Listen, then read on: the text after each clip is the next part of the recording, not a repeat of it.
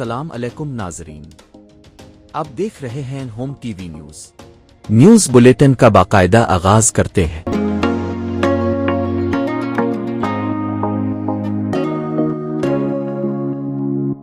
آئندہ 2 ماہ کے لیے سرکاری محکموں کی گاڑیوں کو ملنے والے تیل میں 50% فی الفور کٹوتی کی جا رہی ہے۔ تمام سرکاری محکموں کی 60% گاڑیوں کو بند کیا جا رہا ہے۔ کابینہ کے ارکان، وزراء، مشیران اور معاونین خصوصی تنخواہ نہیں لیں گے۔ توانائی بچت کے لیے حکومت کے بڑے فیصلے۔ وزیر مشیر 2 مہینے کی تنخواہ نہیں لیں گے۔ 2 مہینے کے لیے سرکاری گاڑیوں کو فیول میں 50% کٹوتی، 60% گاڑیوں کو بند کیا جا رہا ہے۔ وزیر اعظم کا قوم سے خطاب میں اعلان، کہا ارکان پارلیمنٹ کی تنخواہوں میں 25% کٹوتی، 3 لاکھ سے زائد تنخواہ والے سرکاری ملازمین کی 2 دن کی تنخواہ کٹے گی۔ بیرون ملک دوروں پر مکمل پابندی عائد کر دی گئی۔ سرکاری محکموں میں گاڑیاں، فرنیچر، ایئر کنڈیشنر اور دیگر اشیاء کی خریداری بند۔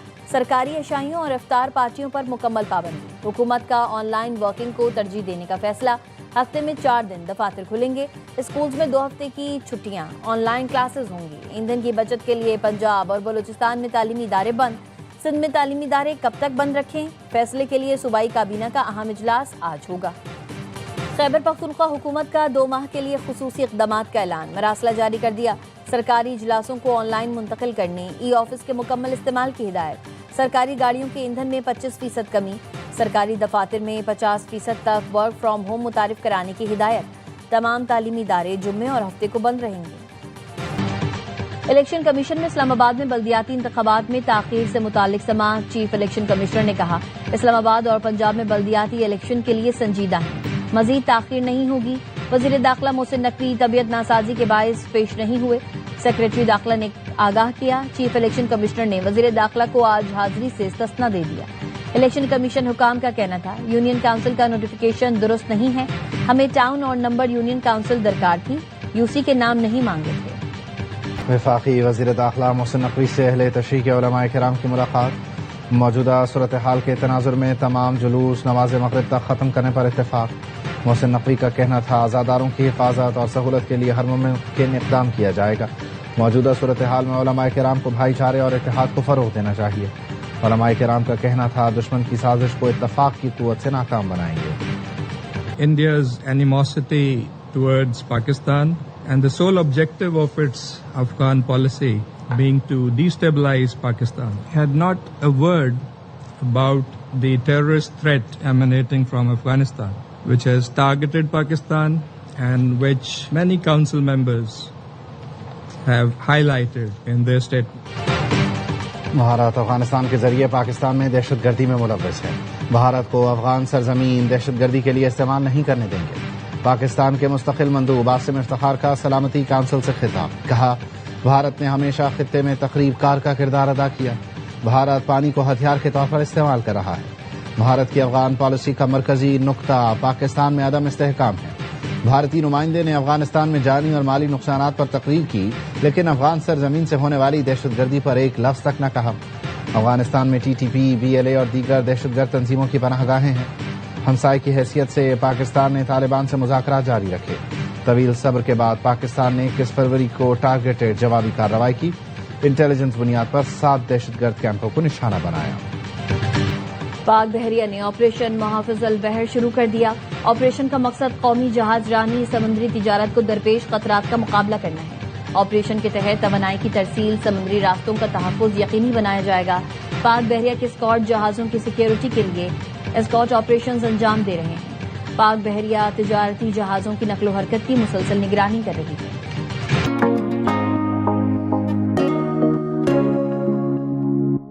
ہنگامی حالات میں ریسکیو آپریشن کی ذمہ داری ریسکیو سروس کی ہے، سٹی اور ڈسٹرکٹ حکومتیں صرف معاون کردار ادا کر سکتی ہیں۔ ایڈوکیٹ جنرل نے سانحہ گل پلازہ کی تحقیقات کرنے والے جوڈیشل کمیشن میں قانونی رائے دے دی، کہا سندھ ریسکیو سروس کے ڈائریکٹر جنرل کا تقرر حکومت سندھ کرتی ہے، سروس کی نگرانی پالیسی سازی سندھ ایمرجنسی کونسل کے ذریعے کی جاتی ہے۔ کراچی پولیس کا منشیات فروش کانسٹیبل انعام اللہ ملی سے گرفتار، 1 کلو 250 گرام چرس برآمد، تھانہ شاہ لطیف پولیس نے کارروائی کی۔ گرفتار کانسٹیبل انعام ایس پی آفس ملیر میں تعینات ہے۔ ملزم نے بتایا وہ چارلز ہاشم گوٹ سے خرید کر قائد آباد اور قذافی اسٹیڈیم میں فروخت کرتا تھا.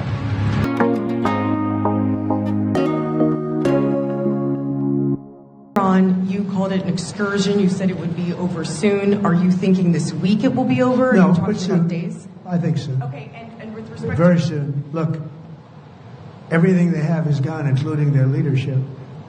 In fact, there are 2 levels of leadership, and even actually, as it turns out, more than that. But 2 levels of leadership are gone. Iran جنگ ختم ہونے والی ہے. ایران میں ایسی تباہی کریں گے کہ وہ کبھی ابھر نہیں سکے گا. امریکی صدر ڈونلڈ ٹرمپ کی پریس کانفرنس. ایران پر حملوں میں کامیابیاں گنواتے ہوئے بولے ایران آبنائے ہرمز کو بند کرنے کا کھیل کھیلے گا تو اسے تباہ کر دیں گے. مشتبہ خامنائی کو ایران کا نیا سپریم لیڈر منتخب کرنے سے مایوس ہوا. کیا اسی ہفتے ایران جنگ ختم ہو سکتی ہے؟ اس سوال کے جواب پر کہا اس ہفتے نہیں، لیکن ایران جنگ جلد ختم ہونے والی ہے.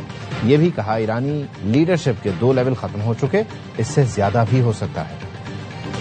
جنگ کے خاتمے کا تعین ایران کرے گا. صدر ٹرمپ کے جنگ کے خاتمے سے متعلق بیان پر پاسداران انقلاب کا رد عمل. کہا خطے میں تمام امریکی فوجی ڈھانچے کو تباہ کر دیا گیا.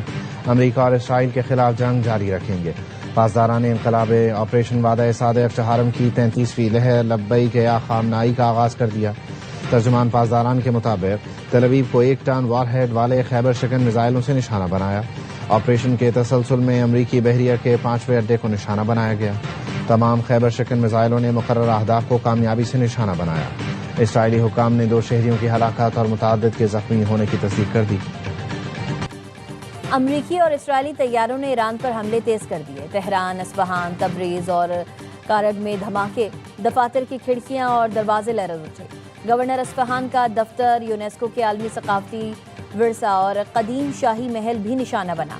اصفہان میں نیوکلیئر سائٹس کے قریب دھماکے ہوئے. مشرقی تہران میں صنعتی مرکز اور رہائشی عمارتوں کو نشانہ بنایا گیا. 1 سال کی بچی شہید ہو گئی. قمین میں اسکول اور گھروں پر حملے کیے گئے. 10 دن میں 5000 سے زائد اہداف کو نشانہ بنایا گیا. امریکی سینٹ کام نے تفصیلات جاری کر دیں. بتایا ایرانی بحریہ کے 50 سے زائد جہاز تباہ یا شدید نقصان کا شکار ہوئے. فوری خطرہ بننے والے مقامات کو ترجیحی بنیاد پر نشانہ بنایا جا رہا ہے. ایران نے اسرائیل کے مختلف شہروں پر میزائل داغ دیے. تل ابیب اور مقبوضہ بیت المقدس میں سائرن بج اٹھے.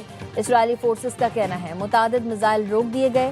اسرائیلی حکام نے 2 شہریوں کی ہلاکت اور کئی افراد کے زخمی ہونے کی تصدیق کر دی. ایران کی جانب سے پڑوسی اور خلیجی ممالک پر بھی حملے. بحرین کے دارالحکومت منامہ کی رہائشی عمارت پر ڈرون سے حملہ. 29 سال کی خاتون جاں بحق، 8 افراد زخمی ہوئے. سعودی عرب نے ایران کے ڈرونز حملے ناکام بنا دیے. کویت کی وزارت داخلہ کا کہنا ہے ایران نے 6 ڈرونز فائر کیے جنہیں ناکارہ بنا دیا گیا. متحدہ عرب امارات نے بھی ایران سے آنے والے میزائلز اور ڈرونز حملے ناکام بنا دیے. لبنان میں 11ویں دن بھی اسرائیل کے حملے جاری. 83 بچوں سمیت 400 سے زائد افراد شہید ہو چکے. یونیسیف کا کہنا ہے لبنان پر اسرائیلی حملوں میں یومیہ 10 بچے جان سے جا رہے ہیں. ہر دن 26 بچے زخمی ہوتے ہیں. تازہ حملوں میں جنوبی لبنان میں 2 امدادی کارکن شہید اور 6 زخمی ہوئے. لبنانی وزارت صحت کا کہنا ہے ایمبولینس ٹیموں کو دانستہ طور پر نشانہ بنایا گیا جو متاثرہ علاقوں میں طبی امداد فراہم کر رہی تھی. اب سفارتکاری کی کوئی گنجائش نہیں بچی. ایران امریکہ کے خلاف طویل عرصے تک جنگ کے لیے تیار ہے. صرف معاشی درد ہی اس تنازع کا خاتمہ کر سکتا ہے. ایرانی سپریم لیڈر کے مشیر خارجہ کمال قرازی کہتے ہیں نئے سپریم لیڈر کے انتخاب کا مطلب نظام کام کر رہا ہے. امریکہ جھوٹا بیانیہ بنا رہا ہے کہ ایرانی عسکری طاقت کمزور پڑ گئی. ایرانی افواج اس وقت بھی طاقت رکھتی ہیں. اسلحہ اور بارود ایران خود بناتا ہے، کسی اور پر انحصار نہیں کرتا. ایرانی وزیر خارجہ عباس عراقچی نے کہا امریکہ سے مذاکرات اس وقت خارج از امکان ہیں. ہمیں امریکیوں کے ساتھ مذاکرات تلخ تجربہ ہے. ہم پر جنگ مسلط کی گئی ہے. ہم جو کچھ کر رہے ہیں وہ خالصتاً اپنا دفاع ہے. ترکی اور ایران کے صدور کے درمیان ٹیلی فونک رابطہ. خطے کی صورتحال پر تبادلہ خیال کیا. ایرانی صدر مسعود پزشکیان نے کہا ترکی پر ایرانی میزائل حملے کے الزام کی تحقیقات کے لیے ایران اور ترکی کی مشترکہ ٹیم تشکیل دینے کو تیار ہے. ایران ہمیشہ سے تناؤ کم کرنے کے لیے آمادہ رہا ہے. چاہتے ہیں پڑوسی ممالک کی سرزمین، فضائی اور آبی حدود حملوں کے لیے استعمال نہ ہو. ترک صدر رجب طیب اردوان بولے ترکی خطے میں تناؤ کم کرنے کے لیے کردار ادا کرتا رہے گا. ایران کے اندرونی معاملات میں مداخلت ناقابل قبول ہے. ہم کبھی ایران کے مد مقابل نہیں آئیں گے. Lose this war, and we should lose this war. When I say we, the United States and Israel, This is not a war worth fighting. This is not a war for any just outcome. This is a murderous, illegal war of aggression. ہم جنگ ہارنے والے ہیں اور ہمیں یہ جنگ ہارنی بھی چاہیے. یہ جنگ امریکہ اور اسرائیل کے بس کی نہیں. سابق امریکی انٹیلیجنس افسر ولیم اسکاٹ کہتے ہیں یہ غیر قانونی قاتلانہ جنگ اور تاریخ کا سب سے بڑا جنگی جرم ہے. اس جنگ سے نتائج حاصل نہیں ہو سکیں گے. ایران کچھ غلط نہیں کر رہا, دفاع میں لڑ رہا ہے. ایران کے خلاف جنگ کے بھاری اخراجات سے امریکی عوام تنگ. روزانہ $890 ملین سے زائد کے اخراجات. Centre for strategic and international studies نے رپورٹ جاری کر دی. کہا فضائی کارروائیوں پر روزانہ تقریباً 30 ملین, فوجی نقل و حرکت اور مشقوں پر $15 ملین خرچ ہو رہے ہیں. جنگ 2 ماہ جاری رہی تو لاگت $95 ارب تک پہنچ سکتی ہے. بحرین میں اسرائیل کے لیے جاسوسی کرنے والا بھارتی انجینئر گرفتار. بحرینی حکام کے مطابق بھارتی ٹیلی کمیونیکیشن انجینئر نتن موہن نے بحرین کے اہم اور اسٹریٹجک مقامات کی جیو اسپیشل معلومات, تصاویر اور ویڈیو ریکارڈنگ خفیہ طور پر اسرائیلی خفیہ ایجنسی موساد کو فراہم کی. ابتدائی تحقیقات میں ثابت ہوا کہ بھارتی جاسوس کی موساد کو فراہم کردہ معلومات غیر ملکی انٹیلیجنس کے تجزیے اور ممکنہ ہدف بندی میں استعمال ہو سکتی تھی. بحرینی وزارت داخلہ نے بھارتی جاسوس کی گرفتاری کی تصدیق کی. تحقیقات کی تفصیلات جاری نہیں تھی. امریکی وزیر خارجہ نے افغانستان کو ناجائز حراست میں رکھنے والی ریاست قرار دے دیا. مارکو روبیو نے ایکس پر لکھا افغانستان ناجائز حراست کی سرپرستی کرنے والا ملک ہے. افغان طالبان مراعات حاصل کرنے کے لیے دہشت گردی کو بطور حربہ استعمال کر رہے ہیں. طالبان کا دباؤ کام نہیں کرے گا. افغانستان امریکی قیدیوں کو رہا کرے. طالبان کو ڈینیل کوئل, محبوب حبیبی سمیت حراست میں لیے گئے دیگر افراد کو رہا کرنا ہوگا.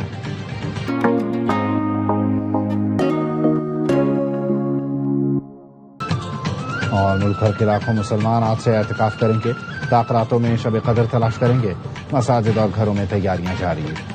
مزید خبروں کے لیے دیکھتے رہیے ہوم ٹی وی نیوز.